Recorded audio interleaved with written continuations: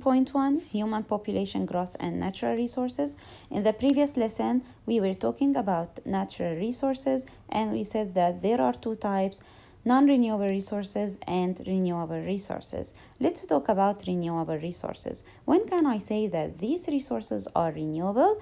We can say that these resources are renewable if they can replenish or replace themselves over time, so they cannot be used up. Example, wind energy and solar energy or sun energy.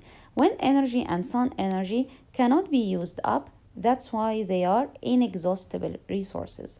Also, there are some renewable resources like water, plants, and animals. Those are renewable, but we should use those resources carefully, otherwise, they will become non renewable. Example, if we kept on cutting trees in a certain area for a long time, the trees won't be replaced as fast as they are used. That's why in this case the trees will turn into a non-renewable resource.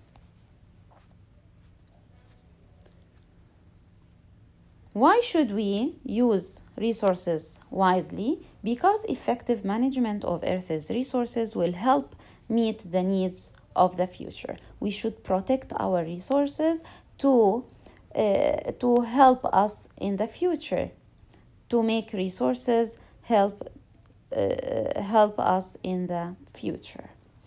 Earth's resources must be used responsibly, and as I told you, careless use of those resources will make them unavailable for us in the future. Drinking water is threatened by what? What threatens the drinking water? What threatens drinking water? Number one, overuse. If we kept on using water non-wisely, or pollution of water by throwing the nuclear wastes or industrial wastes, and also pesticides. Finally, what about groundwater? What threatens groundwater? What groundwater are stored in aquifers. So if we kept on getting water from aquifers faster than they can replenish themselves, in this case, the aquifers also will dry out.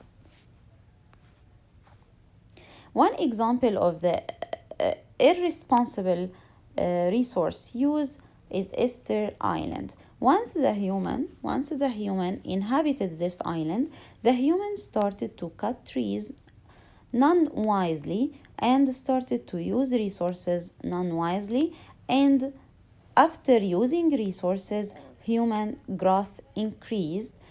As a result, the resources wouldn't be enough for human, and the trees couldn't replenish themselves.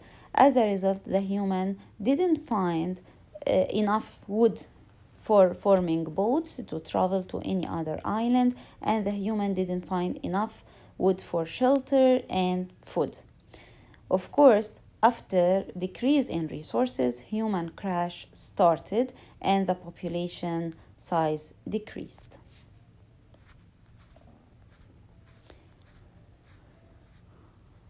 So, there is a term that is used to know the amount of land needed to support a person, which is an ecological footprint. So what the meaning of ecological footprint is the amount of land needed to support a person. What does it mean? Does it mean that we need land to support our needs? Of course, yes. We get our food, water from land. So the land must produce and maintain enough food and shelter. We live on land, so the shelter. Also, we get food and energy from land. Finally, we have wastes, and those wastes should be returned back to land. So the land should support us with all these things: food, water, shelter, and energy, and also area for removal of wastes. So if I asked you what the factors affecting the ecological footprint, or what the factors affecting the amount of land needed for each person or each human, of course, the consumption of resources or the amount and efficiency of resources. Also, the amount and toxicity of waste. So, as the resources or the use of resources increases, the ecological footprint also increases. As the toxicity and amount of waste increases, also the ecological footprint increases. Look at this figure and tell me which area or which continent has the highest ecological footprint. North America. What does it mean? It means that in North America there is the highest amount of use of resources and also the highest amount of waste production. So they should use resources more wisely and they should decrease their waste. How can they decrease their waste?